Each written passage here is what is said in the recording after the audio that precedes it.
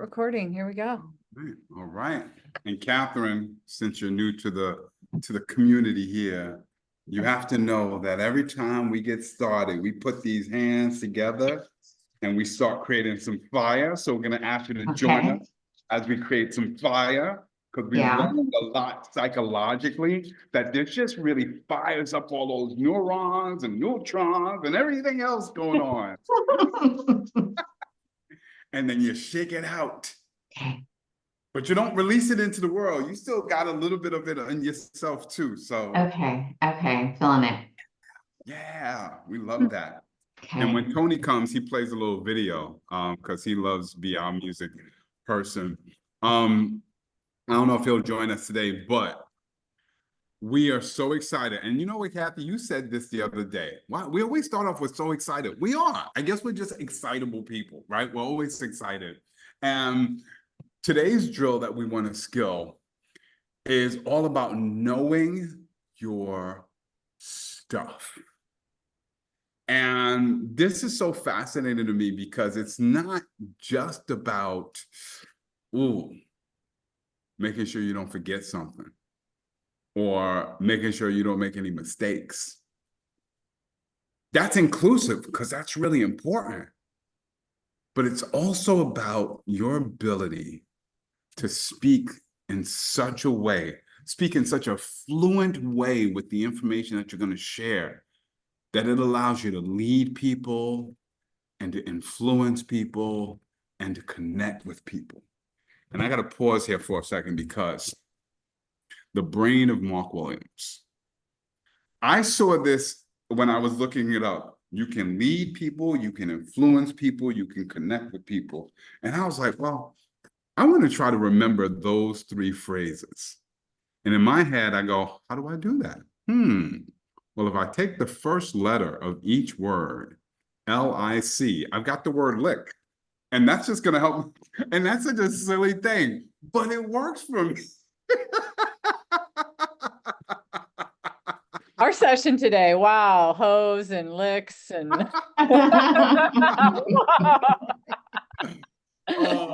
But seriously speaking, knowing your stuff is really about one part, having this deep knowledge of your content, and then being able to speak about that content in a way that sounds like it just comes like second nature to you. Because when you're able to achieve those two things in one and really know your stuff, it does something for you and it does something for your audience. For you, when you really go up in front of a room and you know your stuff, it just builds that confidence, that reassurance, that certainty. Cathey, I found another word instead of mastery, that certainty in you, that certainty and that confidence. And then for your audience, it builds confidence too, confidence in you, so that they not only believe you, but they believe in you. And when I read about this, started digging a little bit deeper, because we always like to talk about psychology and neuro, the neuroscience behind things and the brain science behind things. And the psychology says that when you really know your stuff, you tap into this concept called the expert dimension. This is when you know your stuff so much, you've increased your credibility as an expert, the one that people should turn to on this topic. And then what that does is it brings up this other psychological phenomenon called the authority bias. And the authority bias is from your audience's perspective. They have a bias towards listening to you because they believe that you know your stuff so well that you're the one and only, if not one of the only people that they will turn to for information. And then I love what we learned about brain science on this one. When people perceive that you know your stuff, that you've got this deep knowledge and you speak about it as if it's like second nature to you, it taps into the part of the brain that manages both decision-making and reward processing. So when you know your stuff, it almost feels rewarding to learn from you. And so people make this decision to listen to you. But we have to be careful, because this makes me think of two different types of people. I'm sure we all know some people who really know their stuff, but for some reason, they either doubt themselves or they question themselves, and you can hear it when they're speaking. And even though they know everything they're talking about, people start to question and doubt them. I always feel bad for those people because they really know what they're talking about. And then on the flip side, you've got people who don't have a clue about what the hell they're talking about. But they talk about it like they know it like the back of their hand. I've been in rooms with people like that. I'm like, you don't know what you're talking about. Aren't they called salespeople?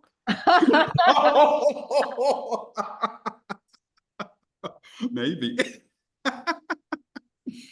So this is like, there's a term for that. It's called cognitive bias.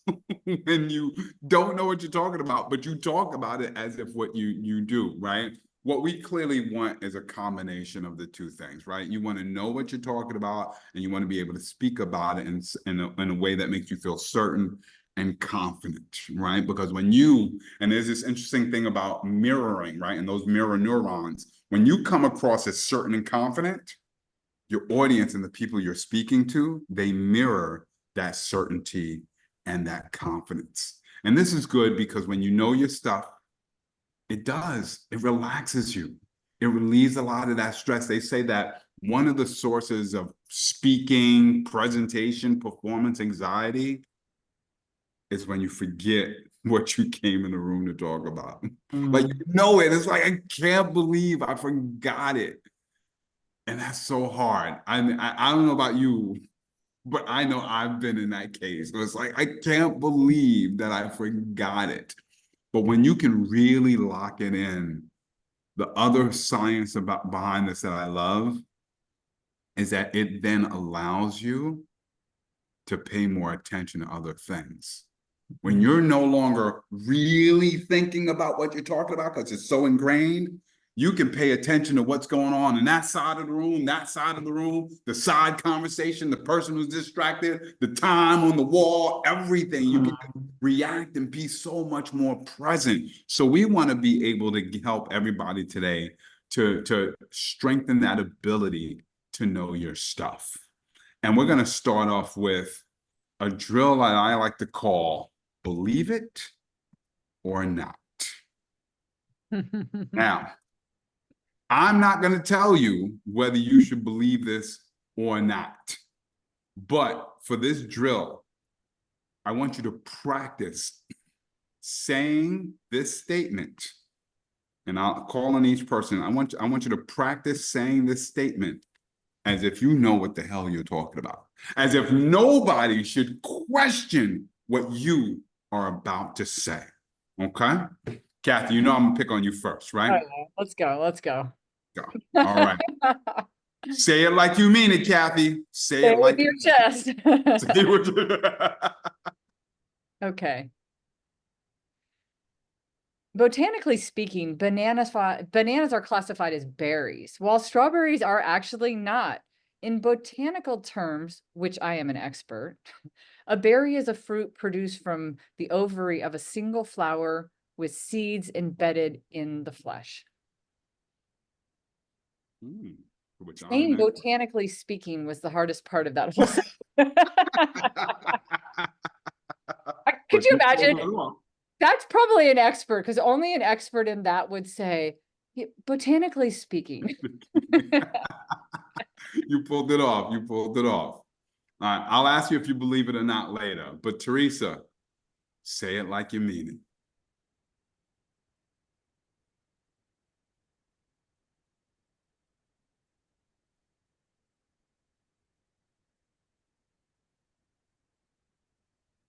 it.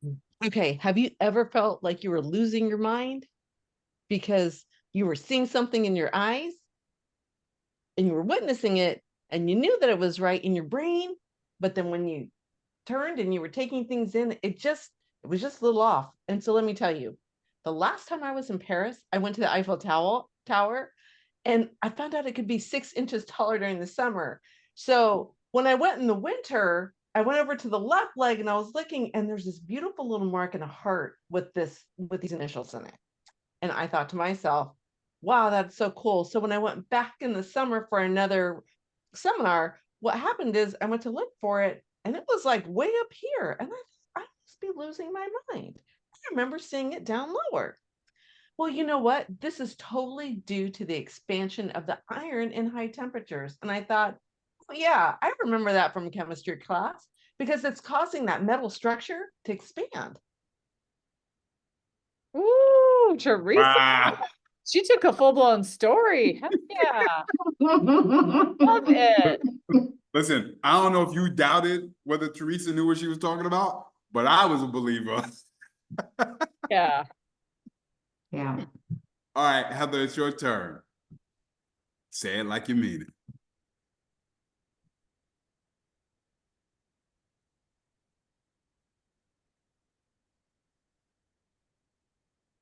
Archaeologists have discovered pots of honey in ancient Egyptian tombs that are over 3,000 years old and actually still perfectly edible. Honey's unique chemical composition prevents bacteria and microorganisms from growing. Mm. Mm. You talk about tough words. Like you were Oh. talking about tough words before, Cathey. It rolled off the tongue. I love how you slowed that down. It was like Okay. methodical and truthful. All right. I know And my honey. I you know I love it. All right, Catherine, say it like you mean it.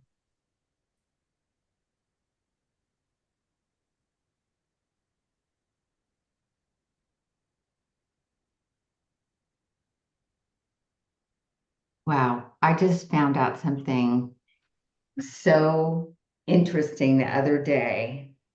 An octopus actually has 3 hearts.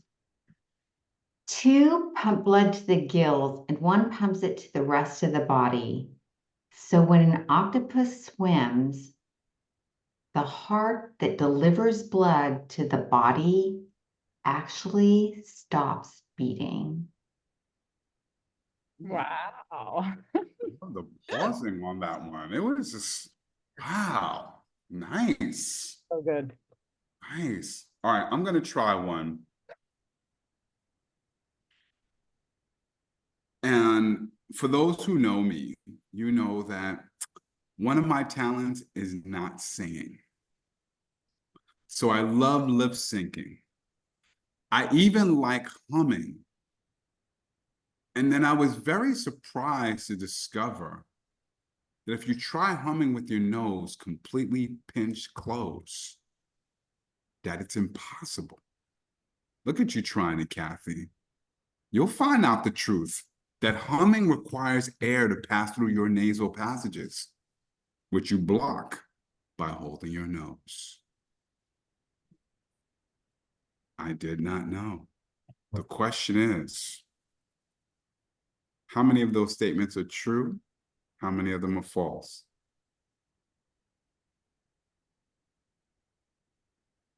Everybody convinced me. Everybody convinced me too. But the info is a totally different thing. Are you doubting something, Cathey? I believe the Eiffel Tower one. I think the strawberry one is right as well. It says it's yeah, I think that's right. I don't know about the honey one. The octopus one, I thought there were more hearts, but I didn't know the whole thing. And the way Catherine said it, I was like, well, damn, if I was listening to her, I would be like, I was wrong. It had to be 3 hearts because what she just said was like really good. And the humming thing, yeah. I don't know, they all felt true to me. Well, they all are true. Oh, Hmm. you trickster. The question, and I'm so glad that we did this in the responses, because the question that I have for everybody to think about is, what does knowing your stuff look like? And what does knowing your stuff sound like? Hmm. Anybody feel free to respond to that.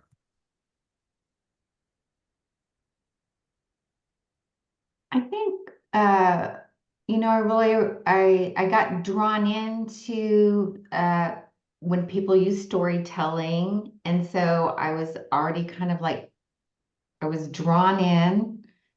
And so I was just ready to believe, just starting with the story, like Teresa started her story. A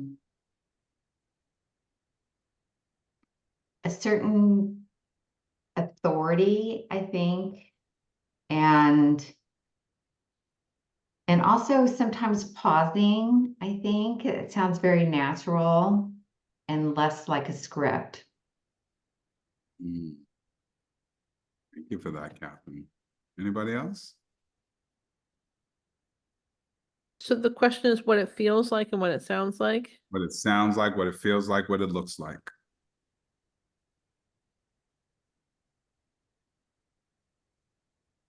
Sounds comfortable, Hmm. not Mm. strained. Mark, when you did yours, I didn't really connect that before. Psychologically, I didn't connect it. Botanically speaking, I did not. Psychologically, I didn't connect that. But when you did the thing where, because I'd plug my nose, I was like, oh, that's interesting. And then you observed me, it made me feel like you knew your stuff, because I think, but my brain would have never like been in an audience listening to somebody going, oh, they must know their stuff because they were able to respond to what was in the room. But it does make you believe. That is something that I think makes it believable, Mm. Powerful. because you do have to, when you're lying or you're being dishonest, you have to be very, you have to be very present to how you're doing it. Mm. Put the word present. Let me put that word present in there. Yeah. I think that there's this portion, because I've seen people, because I do a lot of technical stuff, that you get a lot of people who get nervous.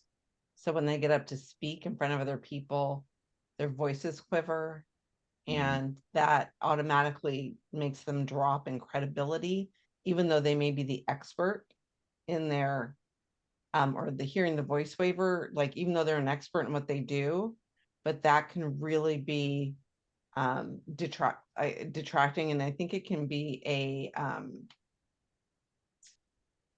not confidence buster, but like credibility buster.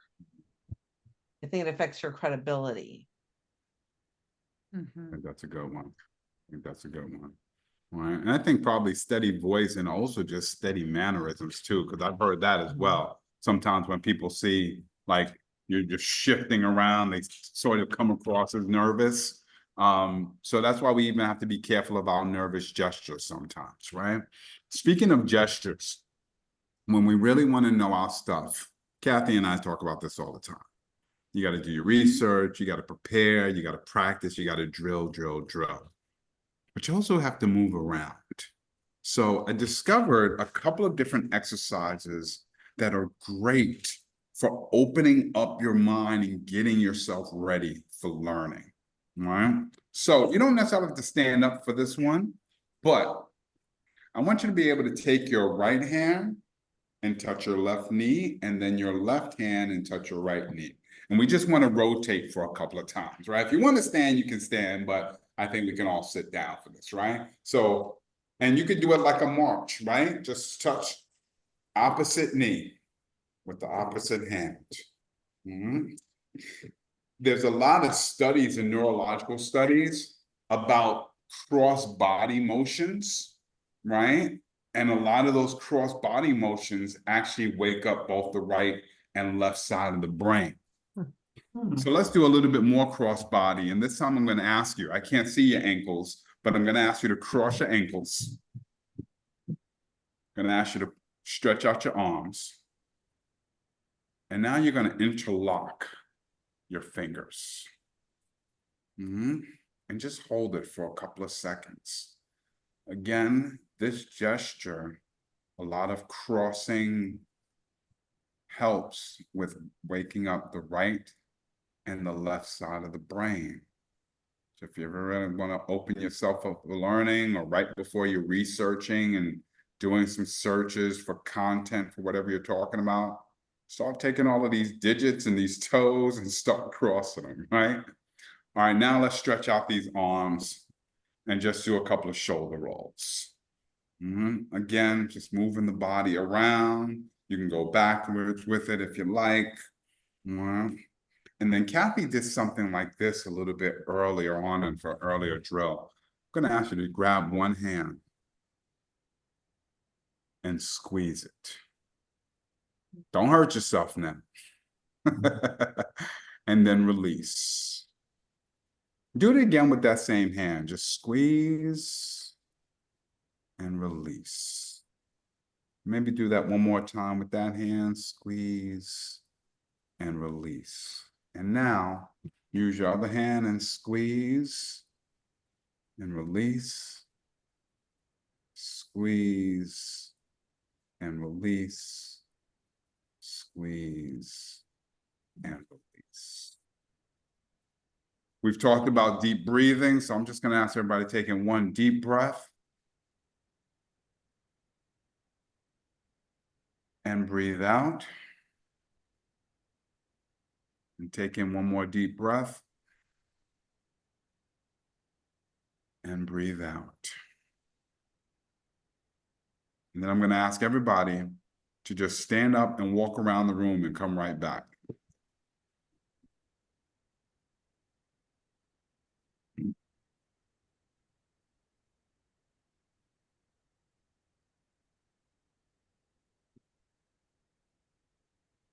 Oh, look at that, Teresa. Our room must be the same size.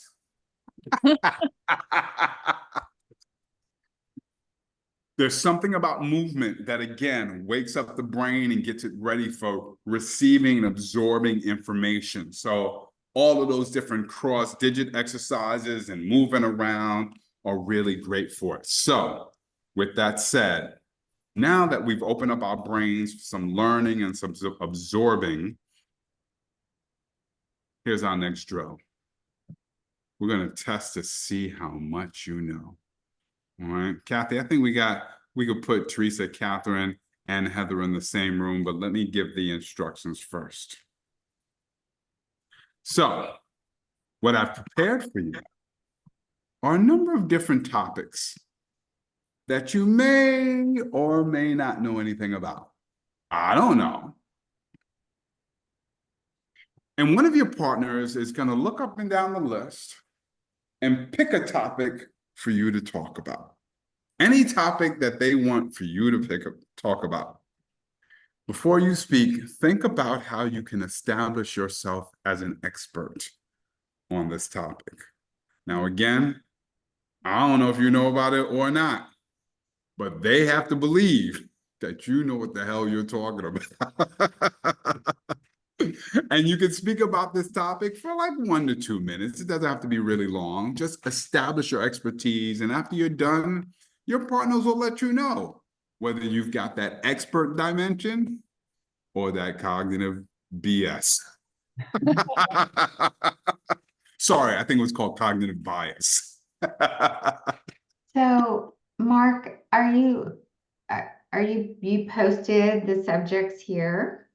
So now. Oh, there. Okay. I was yes. like, where are they? Okay. Yes, Catherine.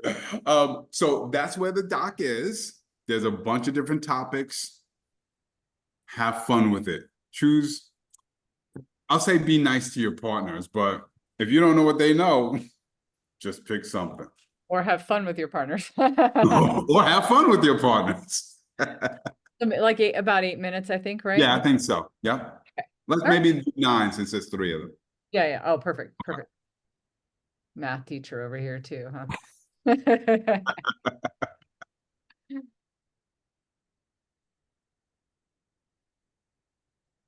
I love it when somebody's in between, like, she's probably already gone, right? And it's Yes.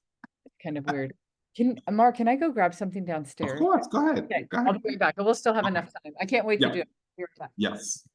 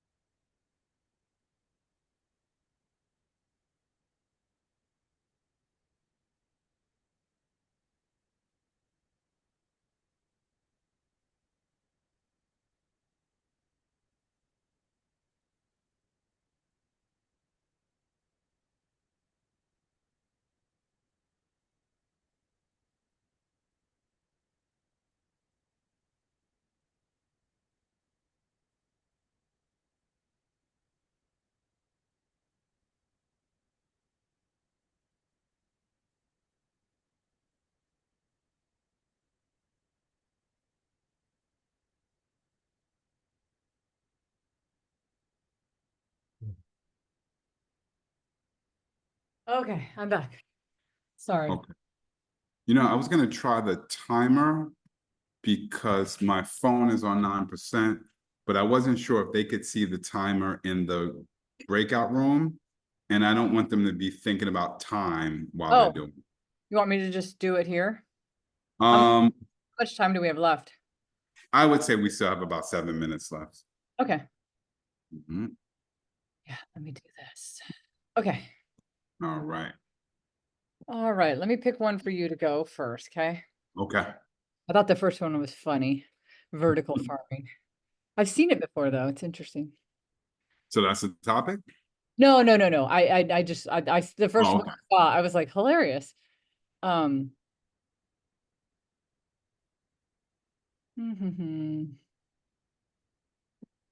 Okay, since you've already seen the list, I'm going to give you something that's not on the list. Okay. Oh man, I didn't even study the list that well, but I love the way you're thinking. Go I'm for like, it. no, I'm not gonna like. Okay, I want you to talk about how the effects that children are having with having so many devices, like Oh, phones and iPads and computers. well, that's going to be easy to talk about, Cathey, because I know about this firsthand as a parent. I've been studying this a lot as an educator, as we are actually now starting to talk about whether or not there should be a ban of cell phones in the classroom, right? Like there's been loose restrictions on it, but now we're talking about a full ban for a number of reasons. One, what we have found in education, which again, I've seen as a parent, they're so distracted, right? It's hard for students and young children to really pay attention. Their attention spans are getting shorter, and there's this constant need for information, especially as it pertains to social media and what's going on, because the likes and the dislikes and what's new is just kind of capturing them. They've got to be on it. And what we're also finding is that not only is it distracting them from everybody around, but it's pulling them away from everybody who's around. So their social cues, their ability to socially connect with people is actually starting to diminish because they're so much more comfortable typing out a very short message or just posting a very short video or just posting a picture. And the ability for them to actually have conversations is becoming abysmal, at least. And so we've been talking about banning it, and in the home, it's a whole lot harder especially because, you know, they're not in school and they're doing things, but I see it. Doors get closed, doors don't get locked, but they get closed, and phones turn on and apps turn on, and they're becoming very disconnected in this world that is connecting all of us. So that's what we've been learning, and that's what we're trying to apply so that we can create this divide between technology and children.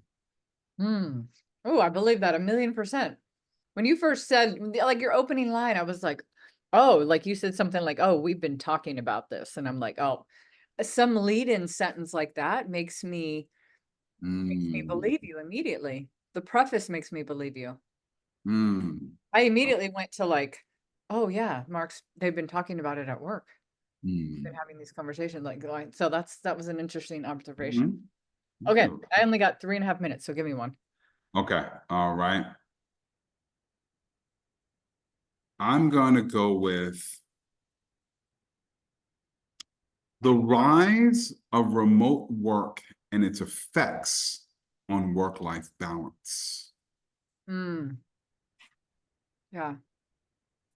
I did so much research on this because I had a really big gig that started at the beginning of 2020 for a company called Cinder, and they are a large tech staffing company.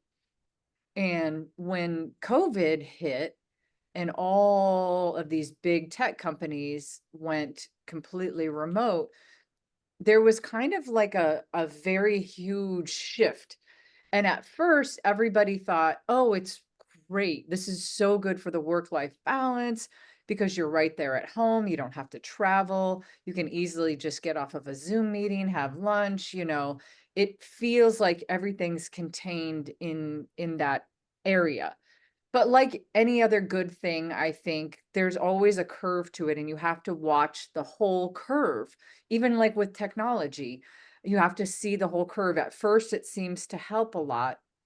Like I'll give a comparison. Emails. When emails first came out, it was like, oh, you can quickly like respond with people. But then as the more and more people that had access to you, the harder it was to respond, and emails became less efficient. And then it flipped over to texting. Then it was like only people that had access to you would be able to text you. And now it's like hard to respond to text because more people do it. The same thing happened with the work-life balance. It was easy to throw another meeting in there. It's easy to put a meeting back to back. It's easy to just add 30 more minutes onto the end of your day. And so you would have thought that people would be working less because they're from home, they're at home. But what we saw was actually the opposite, that they were getting anxiety from the meetings being so close together, the brain not having a moment to rest in between meetings. So now we're kind of going back this direction, trying to find where a happy medium is, because it probably is some balance between the two. And we're just not there yet. We're still figuring it out. You know, what stood out to me was, first of all, it was interesting how you started and how you ended. You started off with done research and then ended with we're still trying to figure it out. Yeah. Which is like, we're still studying this thing. Like, it's not like we're still in the process of It's not figuring like it out, right? Yeah, it's not a done deal. One of the things that you also did that really stood out to me was when you gave the example of emails and texting, and when you gave the example of back-to-back meetings, because as your audience, I could relate to that firsthand. And so what it said to me was, you get me, you know me. You Yeah, know, and you know yeah, what day and is like. but I think that's so important because I think about when I've worked with teachers, and one of the biggest challenges in education is when somebody comes into a school and they do like a professional learning workshop, and people like, man, you live in Ohio. What do you know about teaching kids in New York? Right? So they're always looking for, but you don't know my issue. Right. So when you communicate that you know what I'm going through, that makes me lean into you even more. Ooh, you should ask them when they come back, what were some techniques that they heard that were Yeah. I like that. Mm, So the comparisons made it feel relevant, yes. and yours when you prefaced it. There was a lot of things you did, by the way, too. That one stood out the most to me. It was like Mm, education, and we were talking about this a lot. And in fact, we went from a loose, you said something that seemed very factual. We went mm, from a loose kind of ban to like, now we're gonna have to put a harder ban on it. So which is what we gave- did. you gave information that there's like, you have to be a sociopath to like make that up. Right? Yes. Oh, so funny. Hey, hey, everybody. So we're curious.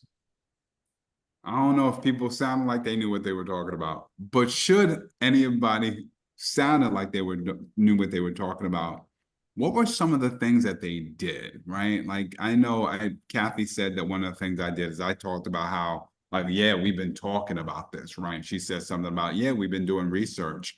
And there were a couple other things that we did that we thought, oh yeah, you must really know this. What were some of the things that people in your group said or did that established their expertise, or at least made you think that they were experts?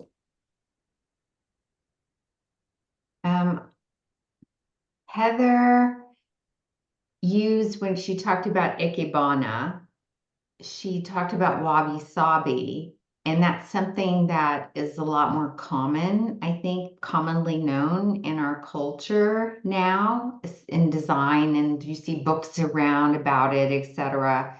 So when she brought that up and she related it, those relatable things brought me in for one thing, the wabi sabi, and then I don't know, it just made it sound like she had this really broad understanding because she related the two things. It's relatable. Yeah, we talked about that, Cathey. Anything else?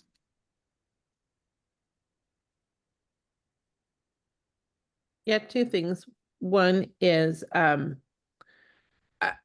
going to talk about my speech and then I'm going to talk about Catherine's, but I started with when I lived in Japan. And so that automatically set a like, oh, you've been in this culture, you understand it. I've never lived in Japan, but that's how I established credibility around that. What Catherine used the word scientifically and scientists, and I thought that that was such a good way also to establish credibility and authority.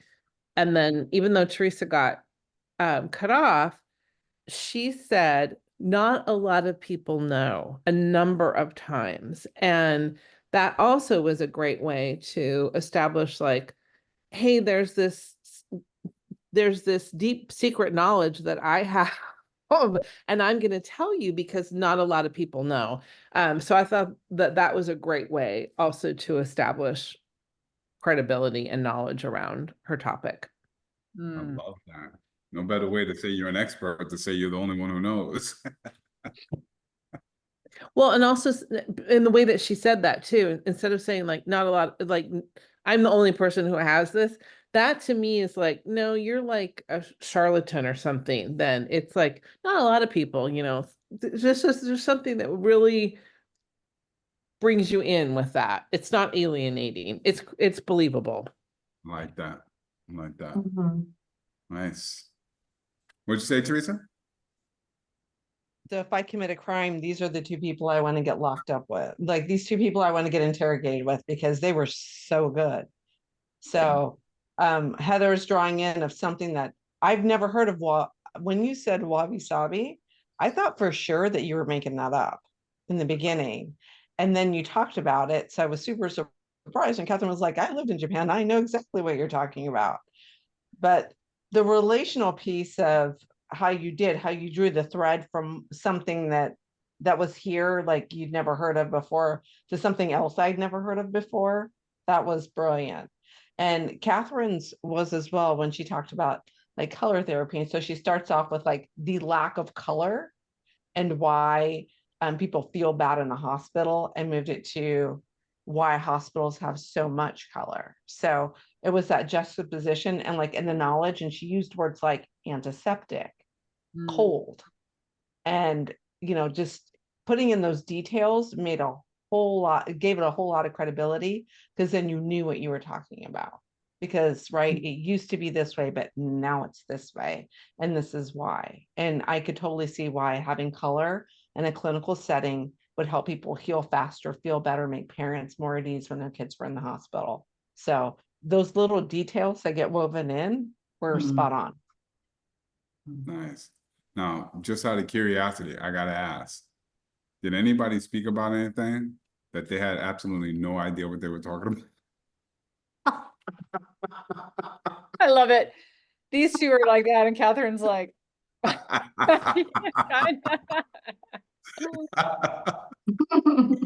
That's a powerful testament. That's a powerful testament.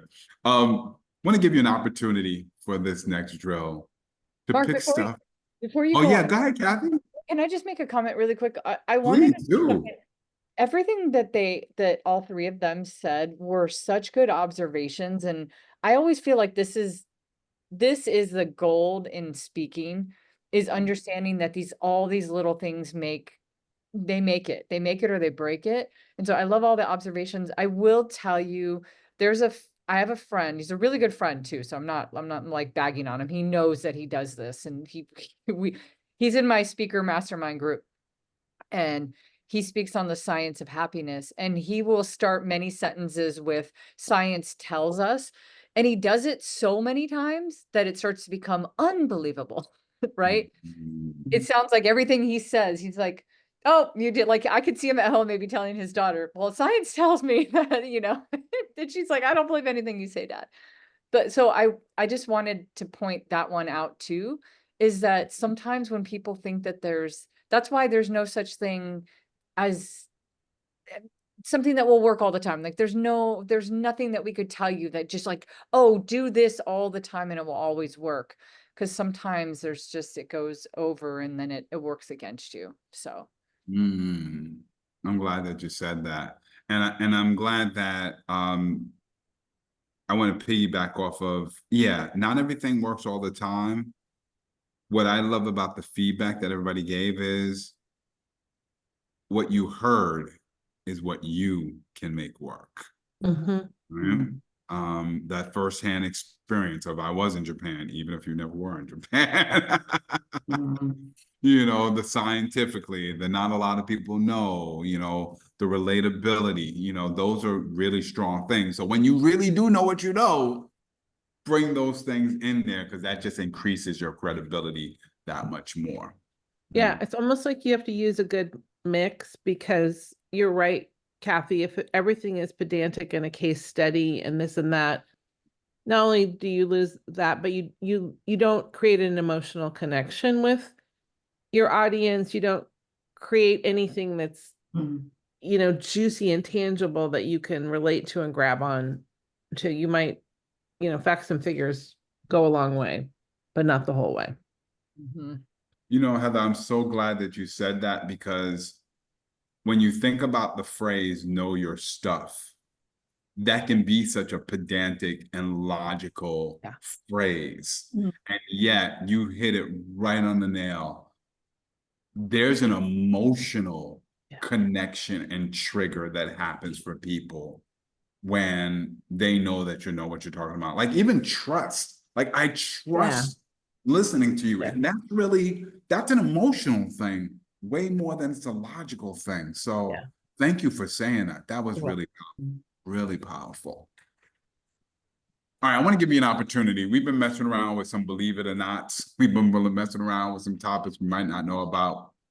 I want you to think about, before we go into the next room, what are like 4 or 5 topics that you maybe you're not the expert, but you know a lot about this. Like you can carry a conversation people can come to you and talk about it like you know these topics. I want you to think about what your 5 topics are. Feel free to put them in the chat. And just I'm going to give you a few moments to do that.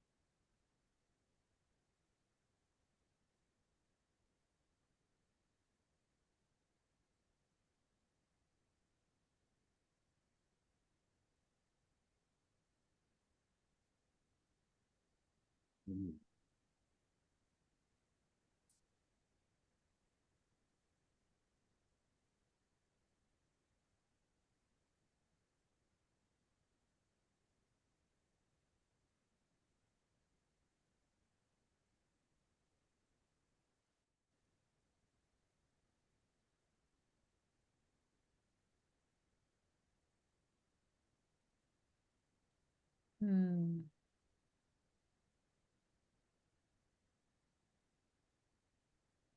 Hmm.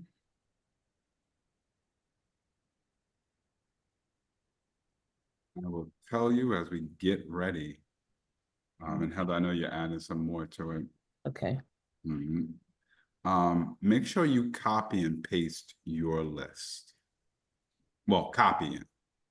Because when you go into the breakout room, I want you to make sure you have your list. I think the list stays there though. Does the chat stay there in the I breakout? believe so, Okay, but yeah, just in case it doesn't. just in case, just in case. All right. So I will tell you as we get ready to go in, and Heather, I'll still give you a time. I'm done. Thank you. Good? So Okay, perfect. All right, so this time when you go in, now you get to talk about what you do actually know. All right, and with your list in the chat, one of your partners will pick one of the topics that they love to hear you talk about. And you can spend a minute or two talking about one of your favorite expert topics. Just want to give everybody the opportunity to just practice drilling, talking about stuff you actually know. Because it's good to do that. It's really good to do that. Okay. So, Cathey, let's send them in the room. Let's do another 9 minutes. Let's 9 minutes of expert dimension. Talk what you know. Okay.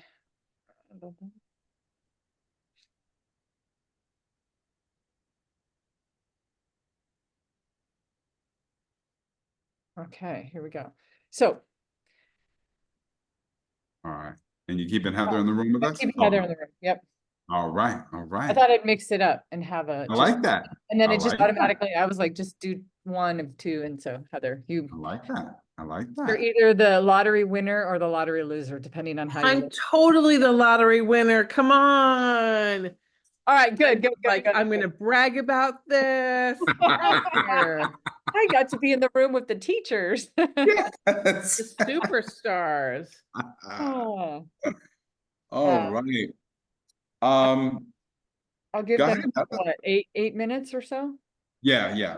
Okay, I got it running right now. Okay, All right, perfect. should we pick one for Heather? Should we pick one off her list? So what's your list, Heather? I saw the one thing, the adopting. Okay. Caring for an elderly person with dementia, making delicious meals, making people laugh, teaching, and adopting dogs. You pick, Mark. I love all those. All right. Because I'm feeling hungry, I want to hear about making delicious meals. I'm hungry too. That's a good one. I love it. I love it. I grew up in a household where we ate dinner together every evening. That was our tradition. Sometimes the food was wonderful, and sometimes my mother was dog tired and angry and resentful, and the byproduct showed. Even though both parents were highly creative and food was of great importance in nutrition um, and taste, and they both had lived in other cultures and countries and brought those influences into us. Food wasn't all, or dinner time wasn't always absolutely wonderful and delicious and lovely. As I became an adult, I attempted to forge my way into creating good food for other people. I wanted to connect that way. I remember inviting somebody who I thought was very worldly and wise and sophisticated. She owned a deli and she made wedding cakes and she dressed beautifully. And I had her over for dinner and I made chicken breasts and green beans and something else. And the green beans were significantly overcooked. The chicken breast was completely dry. And I mean, I brought steak knives out to cut it. And she was so lovely and gracious and ate every bite of it and told me a story about how she'd left home when she was maybe 16 years old because her family hadn't been a happy place to live. And she moved in with her much older teacher and kind of played house with him. And one of the things that she said that kind of showed her age was that she'd serve wine and she'd go and she'd pour the wine up to the very top of the goblets because she didn't know any better. And what she did is she gave me room to have created something that wasn't wonderful, but to know that it was okay. And it's through that process of trial and error and making things that we learn and grow. I took a huge leap and invited a college professor who, again, I adored over for dinner, and I made moussaka, which, if you cook, you know, is it involves a bechamel, and it involves a cooking of the eggplant and a certain spice thing, and it was lovely and wonderful, and every single item in my kitchen was on the floor because my sink was loaded, the countertops were loaded. Anyhow, I had a nice meal. I forged my way after that and figured out that bringing people together through food was a great way to connect and enjoy, and something that I love doing. I tempered somewhere between the overcooked green beans and bone dry chicken breasts and the extreme of the moussaka into something where I like it to be colorful and savory and tasty, but not too much so that the food isn't the complete focus, but it lays a table, if you will, as a backdrop for the connection around the meal. Oh my God. Now Love I'm that. bummed. Now I'm bummed that everybody didn't get to hear this. I'm like, it's so good. Oh, Heather, it was so good. Thank you. I love how you started with your mom and how the tradition. I immediately felt like I was there with you. Oh, Like I good. immediately understood that process of having dinner every night. And some nights it was probably awesome, and other nights it was probably like, oh, do we have to be at that table? I don't like the, like the just a whole variety. And then you took the stories to the same places, but of your creation of the food, and it was so beautiful, just the way you brought it all together. It was Good. awesome. Great story. Thank you. It oh, one more thing. Sorry. It also gave me, I felt encouraged to try it myself. Oh, good. Like I felt like, oh, I could do that. So sorry. Go ahead, Mark. Is it called what is it? Moussaka? Moussaka. Yeah. Moussaka. So I love the story. I love everything you shared. When you got to the moussaka, I was like, I don't know what that is. And what that did for me, it was like, I love that moment when somebody says something and you're like, I don't know what that is. I better lean in and pay more attention. They must really know what they're talking about. Yeah. I'm like, what am I missing out on? What is that made of? It's Um, Greek. Ah. I tell you what else I loved about what you shared. And I don't know how intentional it was or not,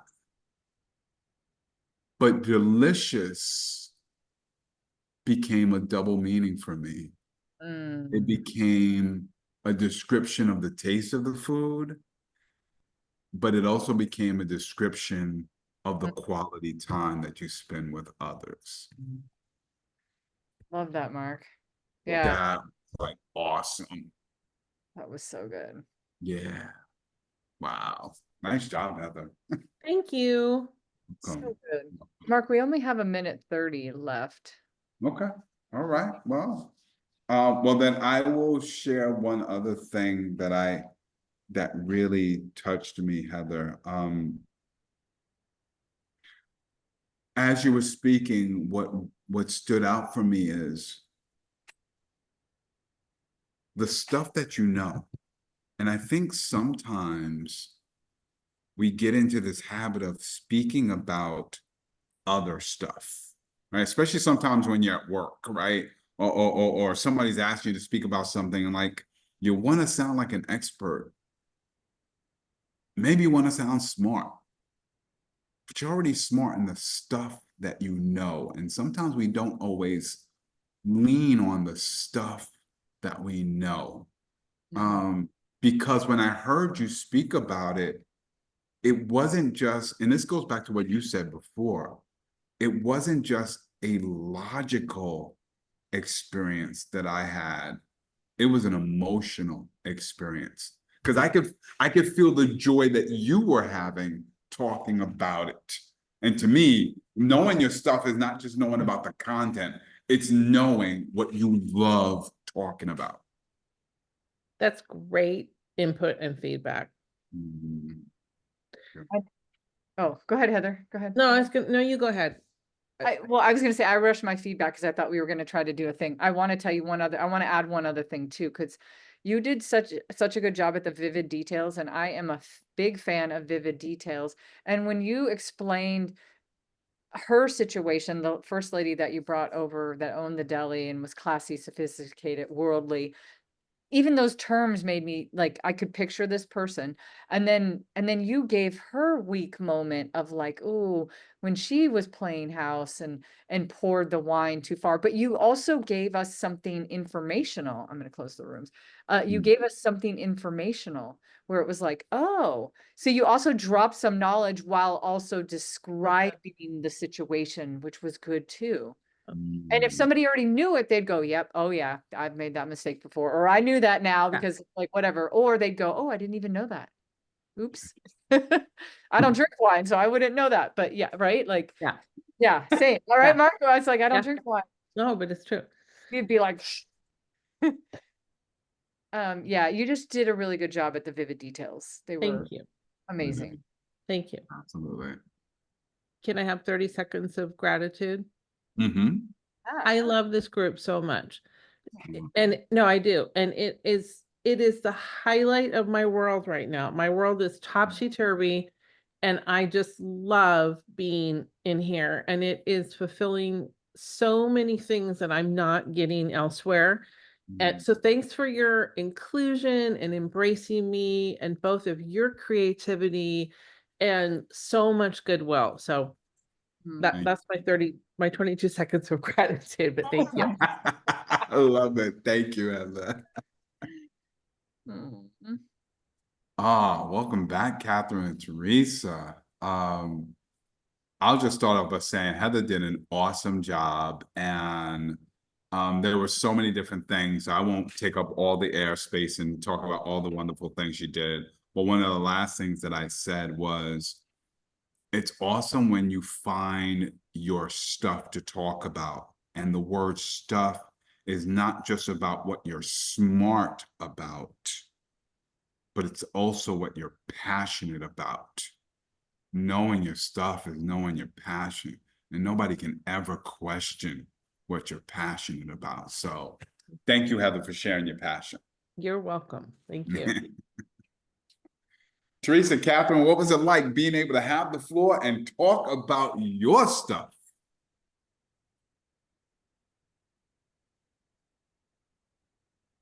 Muted. Teresa, you're so full of stuff, I can't even hear you. I said,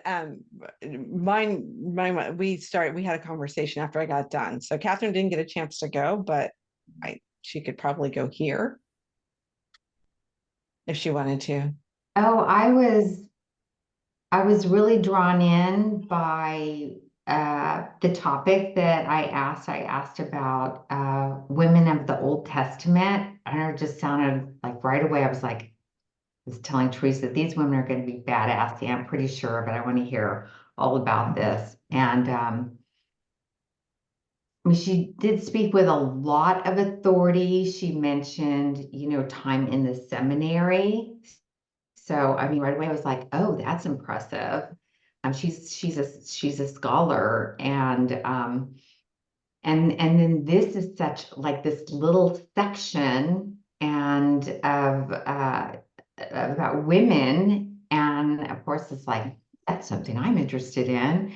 So yeah, so in many ways it just drew me in, and as I told her in the end, the difference between we didn't get to hear her topic, just like she got cut off, so she only had like 40 seconds or something like that. So I got just the tiniest comparison that on this one, she's like sits up and she's like on, lit up, passionate, like she just lit up. So that was very engaging because I get drawn in by her excitement too. And also she's just a very good, storyteller, and she knows her stuff. So yeah, and also I commented to her at the end, I was like, okay, I had to remind myself that I'm supposed to be observational during this and not just like, tell me a story. That's what I tend to do. And so it was, and also she had a really good close. She had a closing. Nice, nice.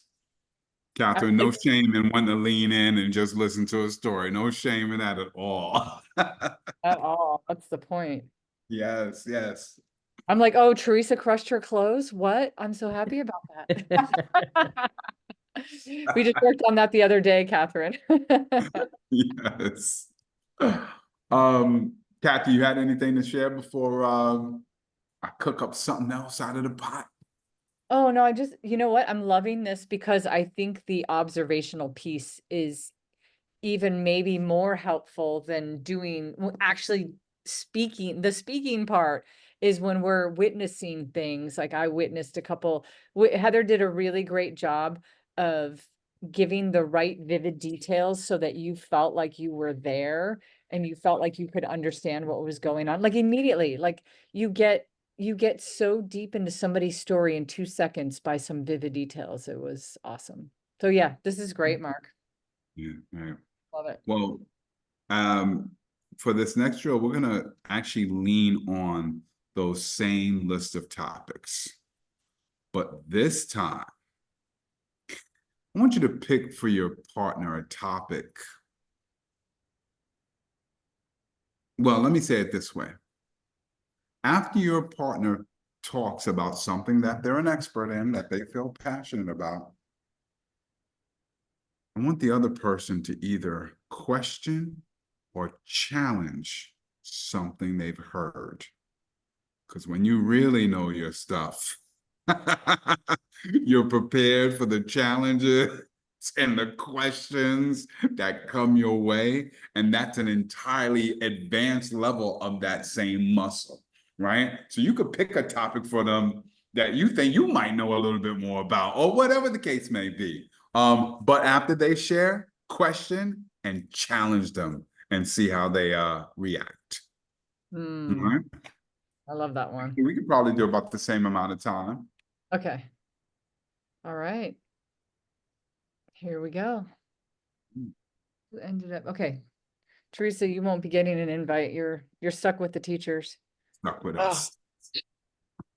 all And right. we're here to drill you, so let's go. Yeah. All right.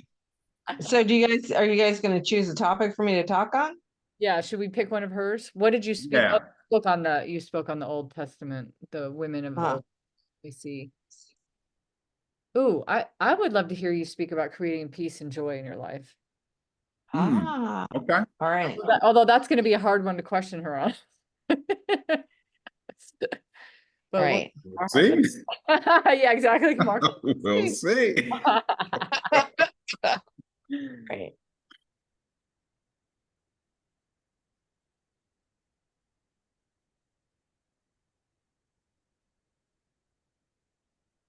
Peace is not an easy word. And I just don't mean like wars. And I don't mean if we were going to talk about, peace in your family, peace with family members, it's not easy. People say it's easy, right? Like just find your peace and move on. Or they say, have a peaceful day. It's something that's really hard to do. I find that peace is born out of horrible, ugly circumstances. That's when that muscle gets worked out like you don't know. One of the things I'm going to tell you is that not like everybody in this world, and I don't want you to think that this is just tragic, but my husband died.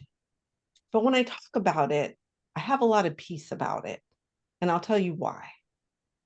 Number one, when we knew that something devastating was going to happen, we planned for it. And you said, what do you mean you planned for it? Well, my husband was 31. I was 33. Our children at the time were 14 months, 4, and 7. And at that moment, we decided to make a choice. Did we want to live our lives waiting for the other shoe to drop, or did we want to live our lives to the absolute fullest? And we chose living to the absolute fullest. If you were from the outside looking in, you would have never known that we had our car repossessed. You'd never know that we never had lights. You would never know that our water got turned off. You would never know all the things like not being able to buy Christmas gifts for your children and one of your employees doing it and getting the Christmas tree from his dad's Christmas tree farm. Peace in those moments came in the form of the smile on my 7-year-old's face, the hug from my 4-year-old, and the memory of my youngest child coming home from a support group of other cancer diagnosis, people diagnosed with cancer, to our 19-year-old employee and looking down at that 14-month-old baby and thinking, why the hell does she have duct tape on that diaper? He had no idea it had tabs. Peace. That's what was in my soul at that moment. Those are the fun times. Those are the things that I want to have. And life hasn't always been really tragic. Sometimes it's been super amazing. Like when I got married again, when I walked down the aisle and I saw the joy on my husband's face, when I looked around and saw all the people that I loved there, loving me back in that moment, healing me, lifting me up and pushing me forward to do things I never thought I'd do again. That right there, that's joy. That's joy down in your soul. And there's not a word for it. And so you might be thinking to yourself, like, what does joy feel like? If you have children, joy is that moment when your wife goes from that belly to when you look at that baby and you know that's pure, unadulterated joy. And in that moment, you've got peace. So I just got to tell you, how do you create peace in your life? It's looking back on those memories that you may have, even when you're in the shittiest of places. Clean, pure, white joy can shine through for you. So take a book. I've got a book right here. And if you look through it, these are all the joyful memories that I have in my life. I have them here. I write them down. I carry them. Right here. Right here. I call these Karens. These are my Karens of joys. They're little rocks mementos that I keep around that I know. And if you were to look here on my monitor, these are all little fortunes that I've taken out of fortune cookies that have meant something for me. It's like this one. The intention is not to see through people, but rather to see people through. That's where you find your joy, and that's where you find your peace. Ooh. Oh, I love that. Damn. Wow. That's just like a body version of a mic drop. She's like, oh, Teresa, wow. That was such a journey, the whole thing. Oh my gosh, so good. I can't challenge that. There's nothing in there I could challenge. So I'm not going to challenge anything. I do have a question to ask, but first I want to say this. We talk so much about storytelling, which is really just firsthand experience. You can't ever challenge somebody's firsthand experience.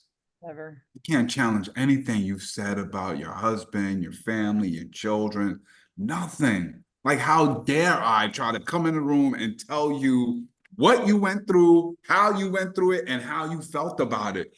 So that was awesome. The fact at the end, when you show the fortunes, the Karens, the book, like the fact that it was there, those artifacts were right there. That's like not only knowing your stuff, but living your stuff. So that was powerful. I couldn't challenge anything. The question that I had that I would love to learn from is what happens when you don't expect a loss, like when the loss is sudden. How do you create peace from sudden loss? Sudden loss, and I know this for a fact. I'm TP and I have a counterpart. I'm TG, Teresa Gard, and I have a counterpart, TP, Teresa Phelps. And TP, I spent time with her because she was widowed 6 months after me. And her circumstances were she was sitting in a JAG. She was in the military, and she was sitting in a classroom in Georgia. She left her helicopter husband in Germany and was still recovering from her miscarriage when they came in and told her that he died, that he was killed in action.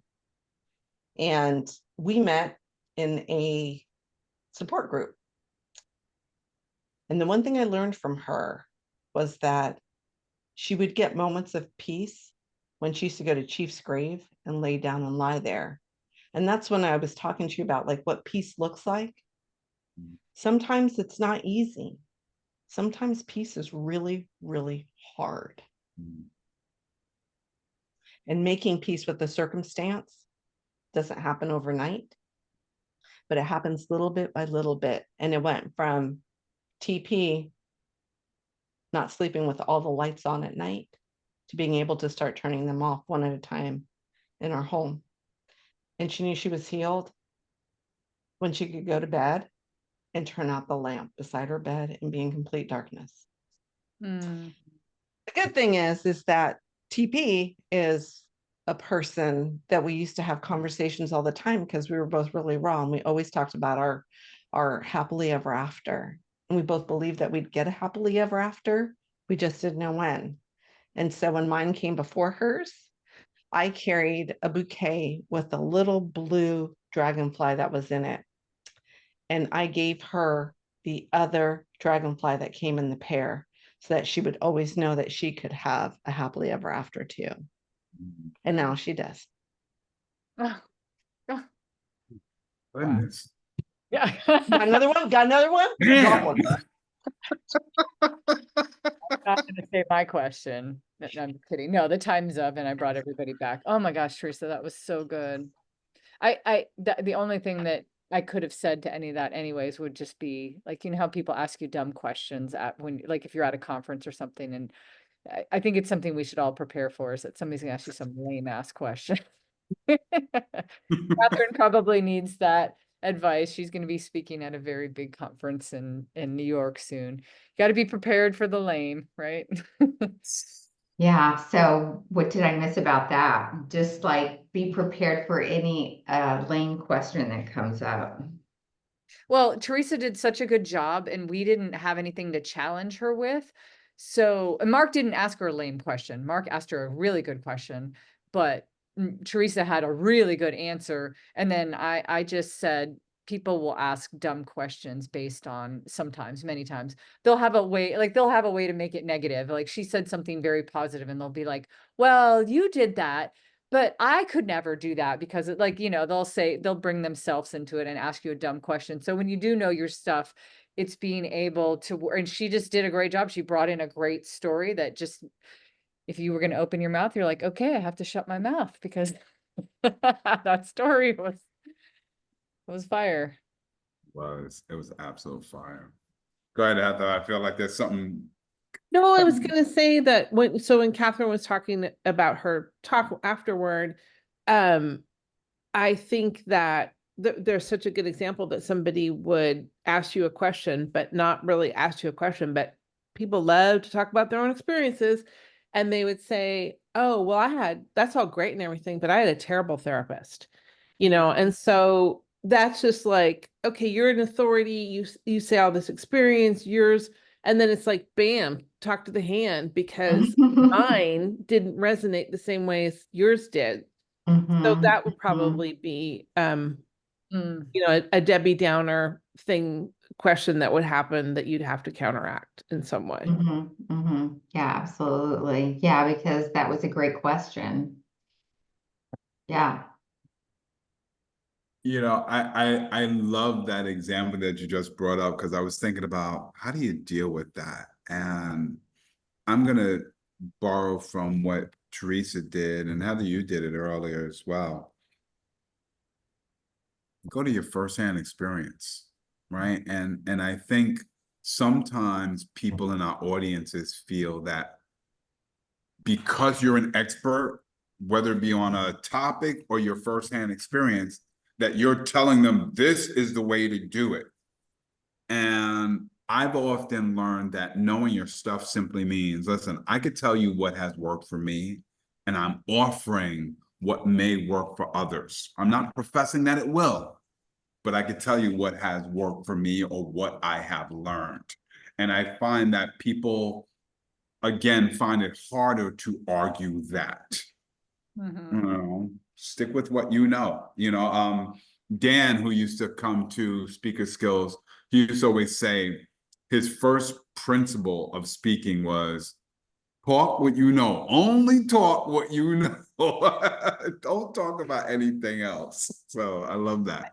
I also would if it were me and that were the case, and Catherine, I know your subject, so I didn't hear what you said, but if somebody were to throw that deflecting story up, I feel like I would turn into a motivational speaker too. Like I think I would get all motivational on them for a second. I would be like, I'm so sorry you had that experience, but I would encourage you to not give up because therapy can be a very helpful, very meaningful, very amazing thing. I would encourage you to find somebody better. Like, because I think also I would care about what the rest of the audience is hearing, and I wouldn't want that to be deflated. Yeah. Yeah, that's a very thoughtful observation in terms of you're not just speaking to that person. Yeah. Anybody And listen? I think even like in a room full of people, if you bookend that with like good words, I don't know how to say good words. Like if you bookend it with like starting that statement with, I'm really sorry that happened to you, but I'm so proud of you for even taken that step.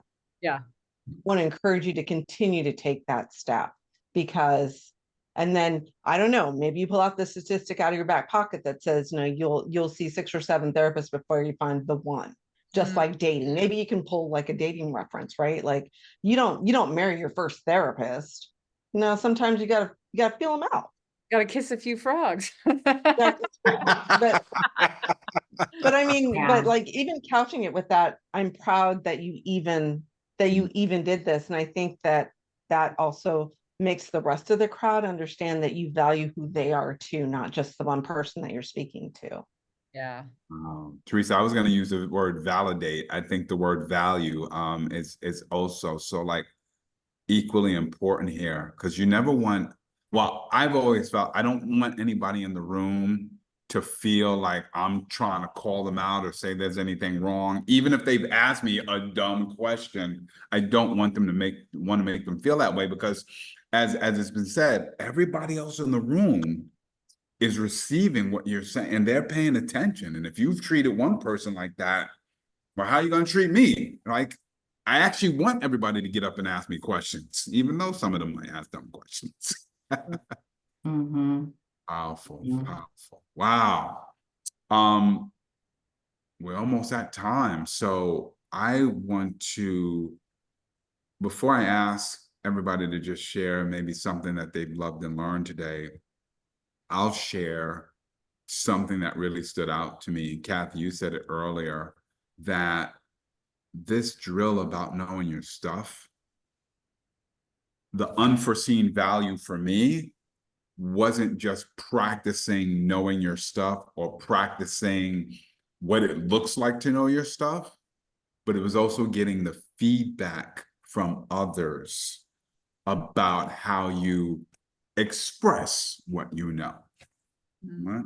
So then I'll throw it out to everybody else. What was something you loved and what was something you learned today?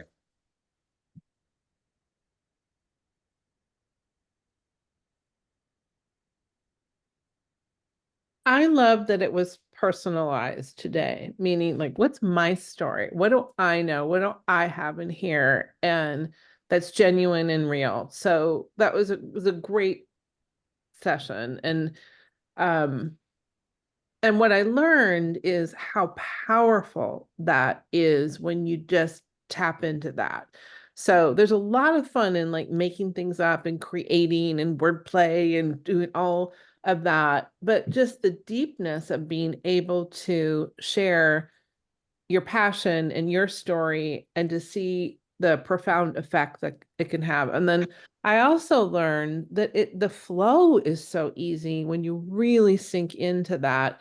The details come up, the vividness is evoked because it's all right here, you know. So what a great session. Thank you.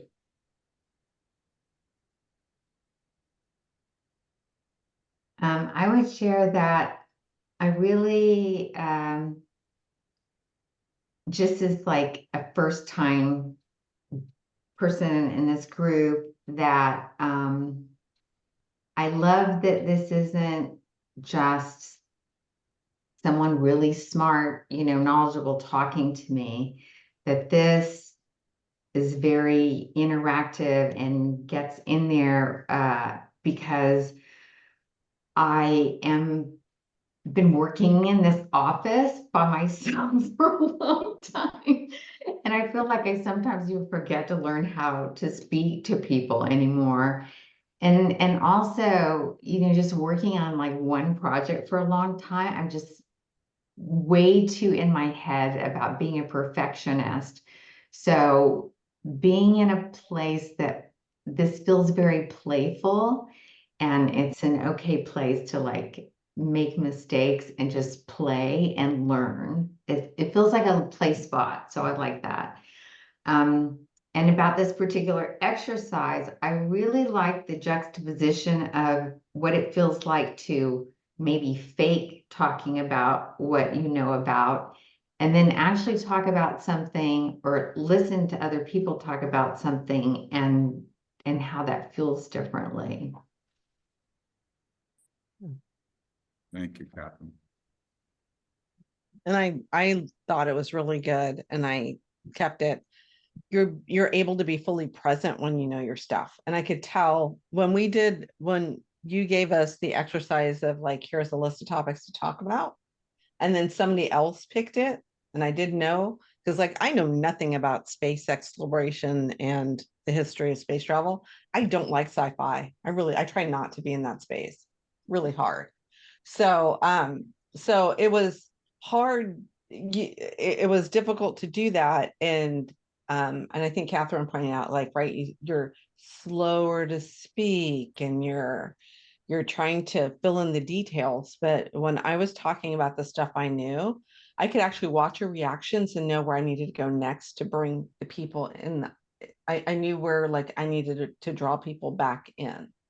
And like, and I could make, instead of like glancing over here and like trying to understand, I could look directly into the camera and keep you here instead of breaking that emotional bond or that emotional tie. Love that. Mark, you just did a great job. Like you made it an easy thing. I like how you started with body movement too. We didn't get a chance to stand up and piece it all together, but thinking about how you move your body and how much, I started thinking about the gestures when you don't know something, how you might over gesture, because you do have a little nervous energy in you. And so to even look at the whole picture, you made me really think about how knowing your stuff is a very big picture. Knowledge is the low bar. The knowledge of the subject is the lowest bar. It's everything else that goes with it. That it was awesome. Thank you. Thank you. Well, this was awesome as always. Don't know who's going to be able to join us on Friday for story time, but I'll be here to tell some stories. So bring them along. You're always invited. And for anybody that don't get to see on Friday, happy Labor Day weekend. Heather's gonna be cooking up something delicious. I know. Yeah, and by the way, we don't have a session on Labor Day. That's right. Yeah. Well, no. We're not doing it. We decided not to do it. So we'll see you all next Friday, if you come to story time, and then next Wednesday. Okay. Great. Awesome. Have an awesome night. Of course, we'll stick around for a little bit if anybody wants to stick around, but have an awesome night. Thank you, everybody. Thank you. Thank